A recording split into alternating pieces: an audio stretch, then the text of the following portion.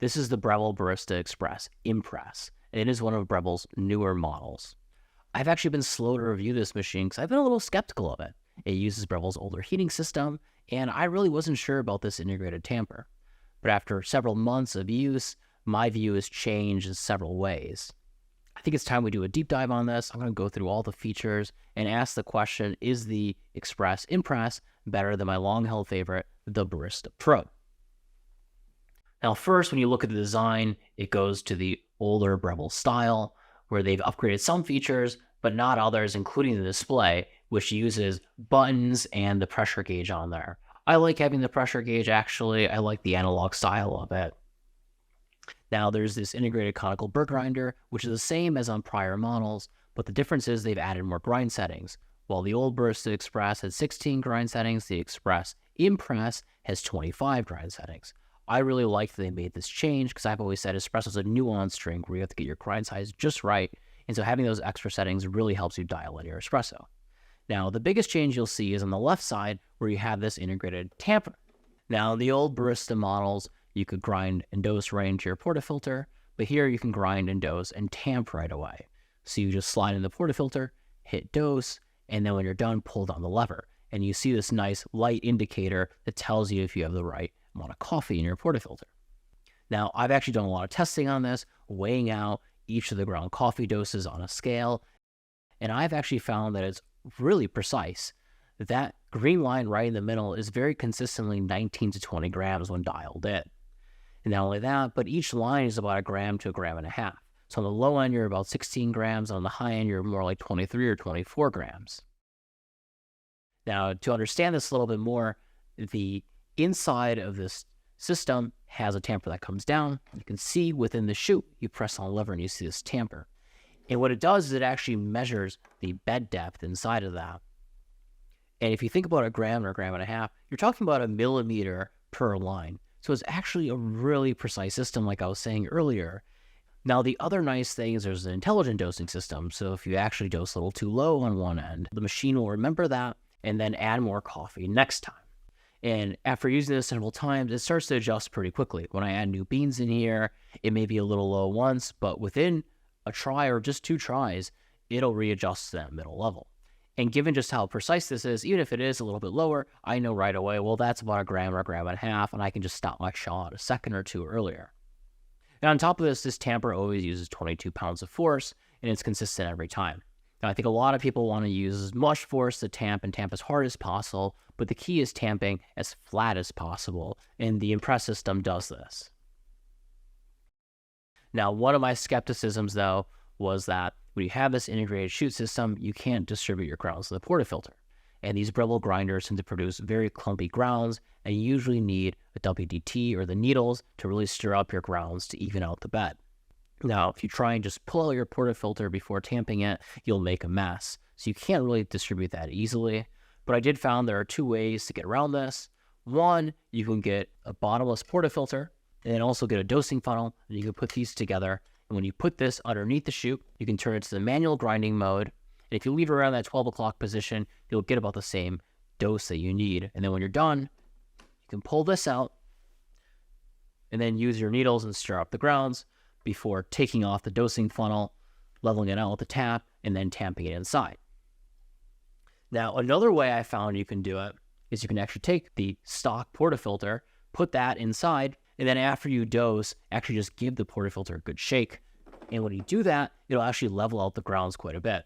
And then you can just push down the lever very slightly, pretty much the equivalent of just giving a little finger tap on top, and then you can actually pull it out and you can still distribute your grounds inside. Now, let's talk about the actual espresso this makes.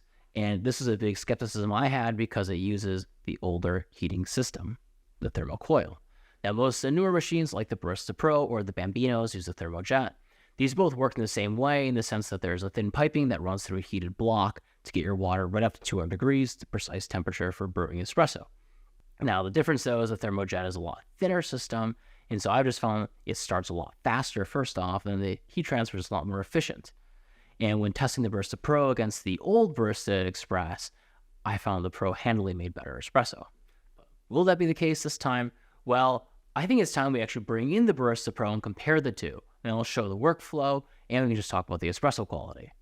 Okay, so now we're making espresso with each one. I preheated both of these machines, preheated the portafilters. We have the same beans inside, so we're trying to keep everything the same, so it's a really consistent test.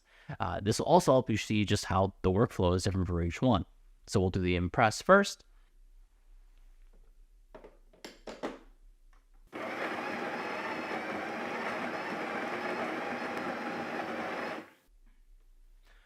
Push on the lever. Green light, success.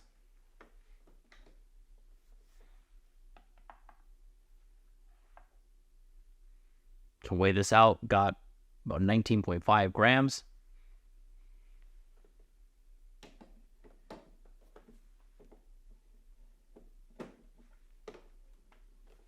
And now you have these 1 and 2 cup buns to brew.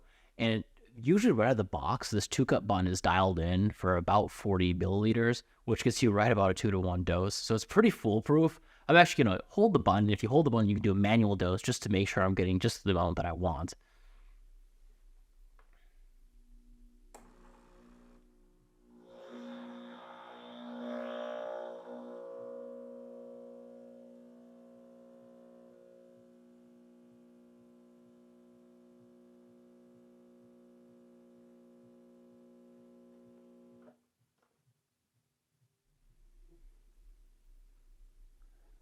Okay, it's about 40 grams in about 25 seconds. Looks pretty good, a nice crema on it. Okay, so now let's make a shot with the Barista Pro.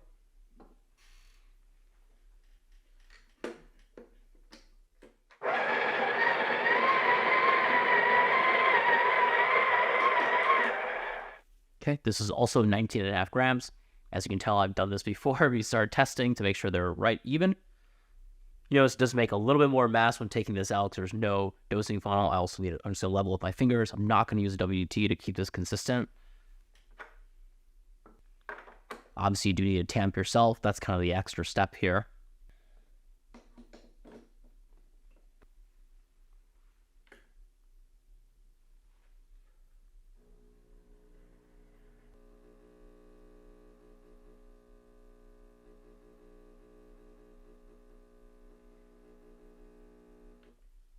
Okay, so that was about 41 grams in about 34 seconds. So I did dial in just a little bit finer on this, but for the most part, they're pretty similar here. You can see nice crema on both of them. Let's try them.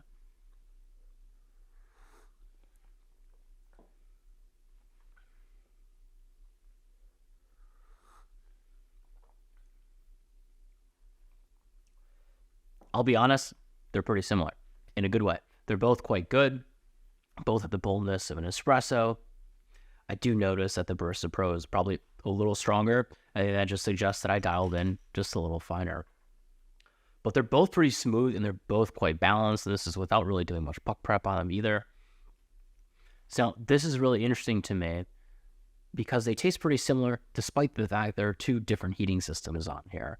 And like I said, when I had tried the old Barista Express, I found the shot consistently was a little more bitter and also a lot sharper than the Barista Pro. But here, they're pretty darn close to each other. And I spent a lot of time trying to figure out what's different here. Why am I kind of having a different taste? And what I found is the Breville Barista Express IMPRESS actually runs at a lower pressure. Maybe you saw this in its running, but the pressure gauge rarely gets above the midpoint on the Express IMPRESS. And now, I think there needs to be some background here. I think normally when we always talk about espresso machines, we always talk about generating 9 bars of pressure. And that's the amount of force you need to really extract that finely ground coffee and get this nice concentrated shot of espresso. But the truth of the matter is, very few machines run right at 9 bars of pressure. A lot of entry-level machines run a lot higher than that because the pumps run at about 15 bars of pressure. It's not easy to calibrate that with an overpressure valve. And actually, Breville's can be notorious for having high pressure. I've seen that on a lot of forums, and actually even comments on this channel. But I did notice the Breville Barista Express tends to flow a lot more smoothly. Even when I use a bottomless portafilter on it, you get a nice smooth flow with a lot less spraying despite no puck prep. So I found that really interesting. Now the hard part is you can't really tell what the pressure is because this pressure gauge isn't labeled. And meanwhile, the Breville Barista Pro doesn't have a pressure gauge. Now, I found a way to test that by actually creating this. which this is a 54 millimeter portafilter from Breville that I modified and added a pressure gauge underneath it. And this way we can put this into the machines and see what the max pressure comes out to be. This took me some effort to put together, but actually yielded some pretty interesting results. And I found the Breville Barista Express IMPRESS consistently ran at 9 bars of pressure. Meanwhile, when I tested this on the old Breville Barista Express, it ran at more like 12 bars of pressure, sometimes all the way up to 15 bars of pressure. And I could tell when I brew shots side by side, the old Barista Express, the pressure gauge would get quite up to the high point of it. And like I said, the IMPRESS rarely got to the midpoint. Meanwhile, this Breville Barista Pro ran at more like 10 bars of pressure, sometimes 11 bars of pressure. It was right in between. Now, actually, I think there's probably a wider gap between these two models in terms of pressure, because I feel like the IMPRESS probably runs at about 8 bars when it's actually brewing espresso. And when I've actually tested a lot of shots side by side using a separate grinder and trying to distribute both to keep it really even, I found that the Barista Pro consistently ran faster than the Express IMPRESS. And so that's a really interesting finding here and a nice tweak that Breville made on this new model. So despite using the older heating system, it actually still makes a really good quality espresso. It makes me realize that maybe I was a little too harsh on the thermocoil. Maybe there are some other factors here in terms of pressure that can affect your espresso taste. I said when it flows too fast or too high a pressure on the old Express, it's probably causing channeling, it's not extracting enough because it doesn't have enough time, and you're probably just getting that sharp and unbalanced taste. It may not have been the heating system after all. So overall, I've just found this Breville Barista Express IMPRESS brews a really good espresso, and I was really pleasantly surprised by this. Now, what about puck prep and distribution? Well, we didn't do that on these shots, but if you do use WDT on your coffee, it will taste a lot better, and that is easier to do on the Barista Pro. Also, the Barista Pro has this LCD screen where you can tweak a lot of settings here. For example, you can go over to the right and you can change your water temperature really easily. When I was dialing a dark roast, I found I can tweak the water temperature down a little bit and that actually reduced the bitterness of dark roast. You can actually change the water temperature on the Express IMPRESS. It's just harder to do. And I think this kind of gets to some of the theme between these two models is that the Barista Pro, you have a lot more control over to do more with your espresso. But on the other hand, the IMPRESS was just a whole lot easier. And almost straight out of the box, without using the manual, it was highly intuitive. The dose, intelligently gets to where it needs to be within a few tries. The volume is pretty much adjusted right as what you need to be. So I think anyone using this can start doing it right away. So now let's talk about the steam wand on the Breville Barista Express IMPRESS. And here I was a little let down. The IMPRESS has the classic 1-hole steam wand tip, while the Barista Pro has the 4-hole steam wand tip. And thermocoil does have an impact here because I'll notice when I start off the steam wand, it takes about 30 seconds to get to full pressure. Meanwhile, the Barista Pro takes only 10 seconds. And you can tell when they're both at full pressure, the Pro is a lot stronger with the ThermoJet. And when you're actually steaming milk, it'll probably take you more like 90 seconds to steam milk on the IMPRESS, while it'll take you about 45 seconds on the Pro. Now, to be clear, you can still make a pretty nice microfoam for a latte on the IMPRESS. It just takes longer. Maybe some beginners will actually prefer this because that extra time makes it a little easier to know how to aerate and stretch your milk. But personally, I like the Pro, and I like that it's a lot faster. Also, keep in mind the IMPRESS, the thermocoil actually purges a lot of water after steaming, so strip tray will fill up a lot faster than some of the other models. And there's no low water sensor on this tank, so you have to be careful not to run out of water mid-shot, which happened to me. It is quite frustrating. But overall, it's a slower but still quite passable steam wand on the IMPRESS. So now when summarizing both of these machines, what do I think? Well, I have been impressed by the new Breville, pun intended.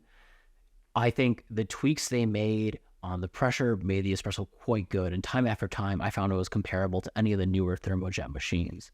Also, I really like this tamping system. It was a lot more intuitive than I thought and a lot more precise than I thought, and I got used to it very quickly, and it was very easy to dial in my shots without having to spend so much time using a scale and adjusting everything. It was very intuitive. Now, is the IMPRESS better than the Barista Pro? Well, I think it's two very different buyers. I think the Pro is for people who maybe have some experience and want more control over your espresso. It is easier to distribute the coffee in here. It's easier to make tweaks. to your water temperature and some other settings. Meanwhile, I think the Impress is great for beginners. It is just so easy to use right out of the box. And if you're someone who could care less about learning about bars or running needles through your coffee in the morning, I think you're going to love the Express Impress. I think one other takeaway I have here is I need to learn how to modify the pressure on the Barista Pro, because I think that can actually make a really big impact. Make sure to subscribe if you want to see that video, and let me know in the comments below. If you have any other questions, let me know and I'd love to hear them. As always, I hope you enjoyed this video. If you did, I'd appreciate if you hit the like button, as it really helps support our channel. And as always, subscribe to see our future videos.